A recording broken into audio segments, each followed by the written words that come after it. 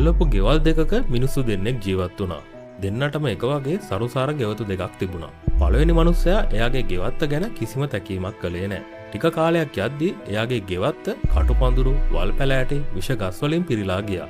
ඒක අවලස්සන භයානක තැනක් වුණා. ඒ දෙවනි මනුස්සයා හැමදාම එයාගේ ගෙවත්තේ වැඩ කළා. එයා වල් පැල ගලවලා ලස්සන මල් පැල, රසවත් පළතුරු ගස් හිටෙව්වා. ටික කාලයකින් දෙවනි ගෙවත්ත ලස්සන මල් වලින්, සුවඳින්, රසවත් පළතුරු වලින් පිරුණු හැමෝටම එන්න ආස කරන පාරදීසයක් වුණා. පළවෙනි මනුස්සයා ඊර්ෂ්‍යාවෙන් ඇහුවා, "කොහොමද ඔයාගේ ගෙවත්ත විතර මෙච්චර ලස්සන උනේ? මගේ එක විනාශ වෙලා."